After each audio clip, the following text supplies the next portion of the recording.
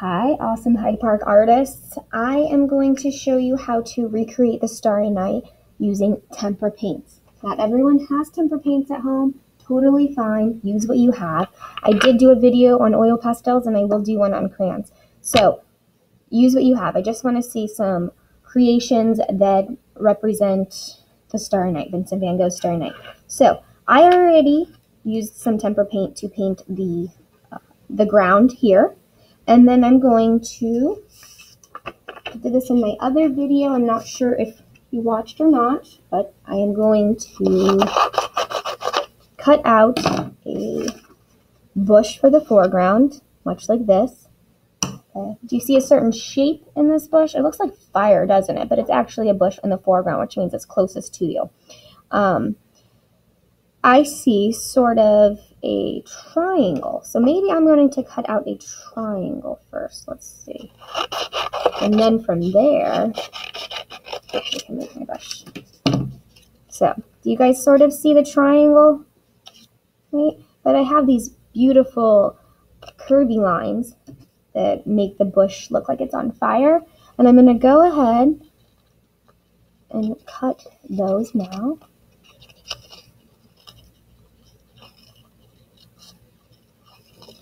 And please know that yours does not need to look exactly like mine.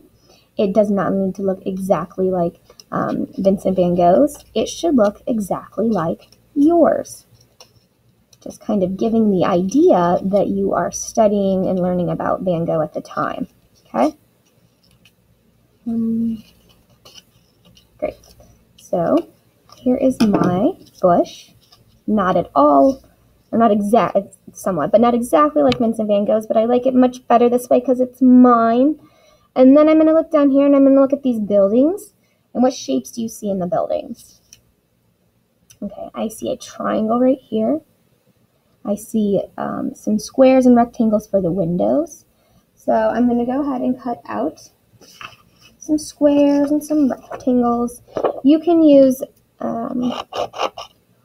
white paper, or if you want to be fun and silly and unique, original, you can use different colored papers. I'm just cutting like scraps off here. So I will cut a, what shape is this orange one? Great.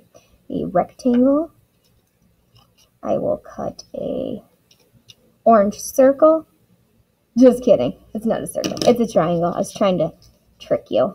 And then I will do a white triangle. White square, a pink rectangle, and a pink triangle. Great. So I am going to start gluing these down. And when I'm using my glue to glue down pieces on my base paper is this blue paper right here. I am not going to put the glue on the blue paper because that's just, it creates a mess. It's just not effective. I'm going to instead put the glue on these smaller sheets of paper. And I'll put a little building here. Anyway, I like how the orange pops on the green. I'll put a little triangle roof. Oh, that's a cute little building. Do another one. Sort of wish that I would have made a triangle a little different, but that's right. It's going to be great.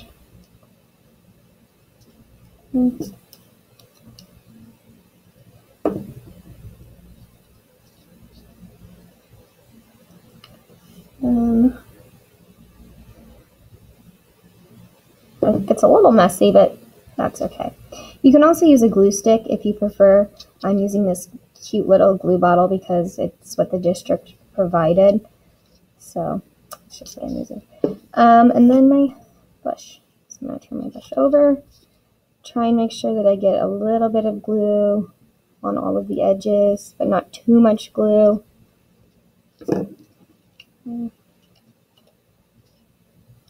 Perfect. Great. Now, the fun begins with the painting, but I just painted a second ago the green background, so I need to go get water and clean my brush, and I will be right back. Okay, I'm back, and I wanted to point out a couple things. So, if you are messy like I am, I suggest using a placemat when you paint. I don't have a placemat, and you can see that I have paint on the table. I'm not sure how parents are going to feel about that at home, so I strongly suggest a placemat, which can just be a scrap sheet of paper, it can be newspaper, it can be a paper bag from the grocery store. And then you're going to want some water, and use whatever container your adult says you can use. This is just an old bowl, so that's my water. And you're going to want some sort of towel to clean your brush in the water, and then sort of dab it dry so it's not, dab it dry so it's not too wet on your paper. So first thing I'm going to do, and I apologize for, I have so many things going on here that some of the stuff is not going to be in the screen, like my bowl of water is here. Okay, when we look at the image of the starry night, obviously it's called Starry Night because it is a night sky with stars in it. These circles right here are the stars. Here is the moon. So I'm going to start with the moon. And the moon to me looks like it's part of a circle, or a better definition would be a crescent moon. So I'm going to use some yellow paint, and in the top right-hand corner of my recreation, my Starry Night, I'm going to make a C.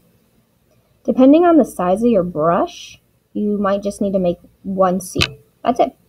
Then I'm going to start with some stars, and I'm probably just going to do a dot like this, okay, for my stars to start. So I'm going to go ahead and do that, and you can watch or paint along with your stars. Hopefully you are stopping the video when and where you need. You can restart it, rewind, all of that. And remember, I've said this before, but I want to reiterate that yours does not need to look exactly like Vincent van Gogh's. I want it to remind me or remind the viewer of Vincent van Gogh's Starry Night, but I also want it to have your own unique flavor, if you will. Okay, so now I'm going to use a little bit of, you can see I'm cleaning my brush. I'm going to dab it dry. And dabbing means it's just like I'm barely touching. I'm not like, okay?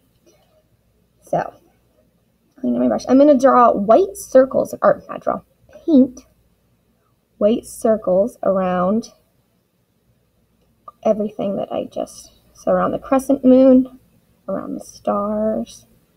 And I like to, it creates Vincent van Gogh's famous, recognizable strokes if you do like a C and then a backwards C to create your circle. And I'll explain that more a little bit later.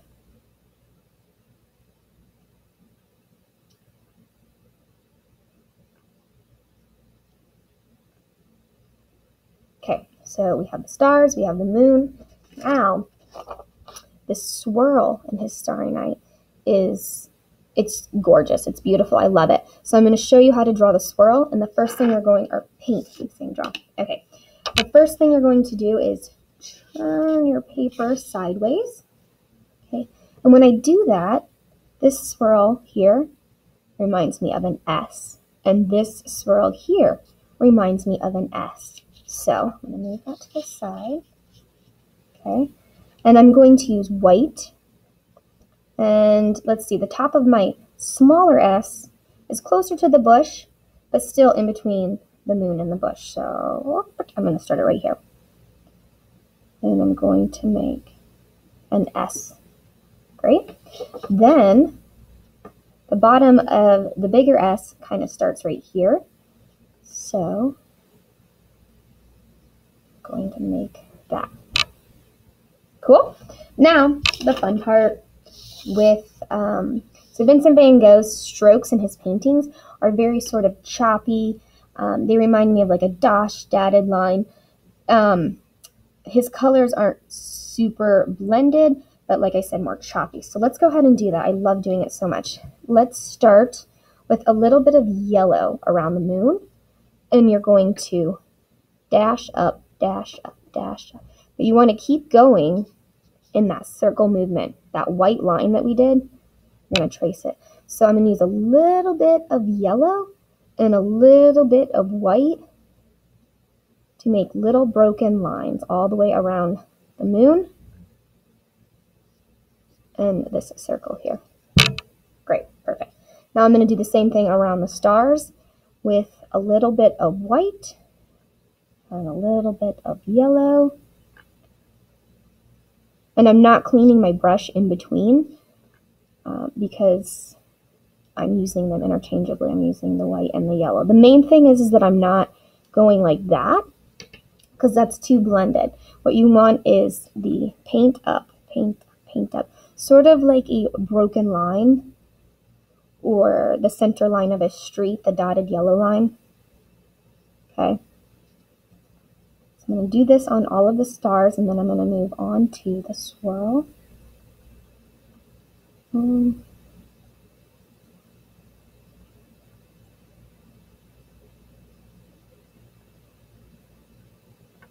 That was too. All right. Awesome. Now, add a little bit more up here. Just because.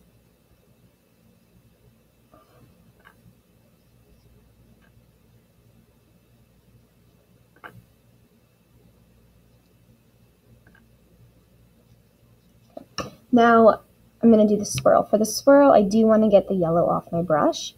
So I'm going to clean it in the water. If I go like this gently, you can still see the yellow water drip off, which means I need to keep a little bit more. Okay. Then I'm going to dab it dry on my napkin or a rag, whatever you have. And I'm going to now use, let's see, white, a dark blue, and a lighter blue to create those choppy strokes or broken lines around the swirl. You can turn your paper this way if you want, or you can leave it like this, but you're going to essentially trace those white lines with a dotted or broken line. And it's okay that if the white paint is still wet, hopefully it is, and if there's a little bit of blending in the short strokes.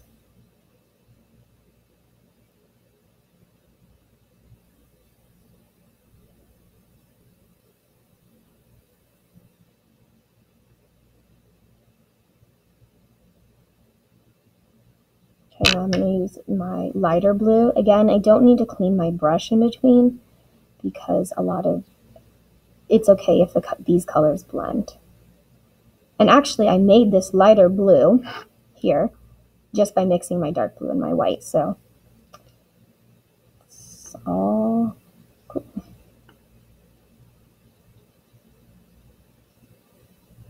Okay, you could leave it like this. This is gorgeous.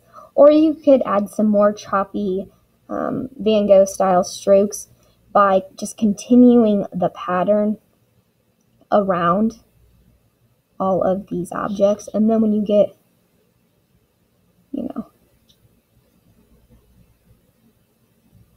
so I'm going around the circles. When two circles collide, because you're getting further and further out, pick one circle or combine them. It's totally fine. Just go with it.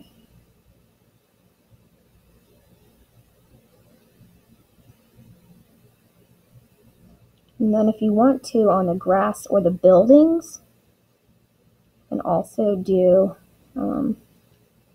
some of Van Gogh's strokes. You can also do it on your bush. So I think this is really beautiful, but I'm going to keep going in case people are curious. So I'm going to clean my brush.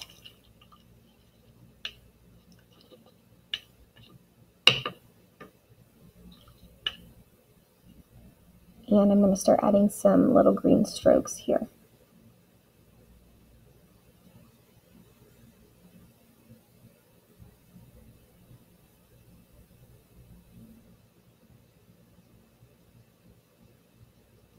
Okay. And I didn't get any brown paint. But I will add a little bit of white on my buildings. This one already. There we go.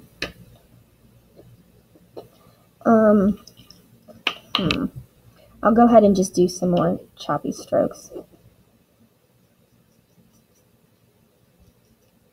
But if I had brown paint, I might put some brown in my hills. And it might be nice to have like dark and light green to do this with. But I just have this one for now.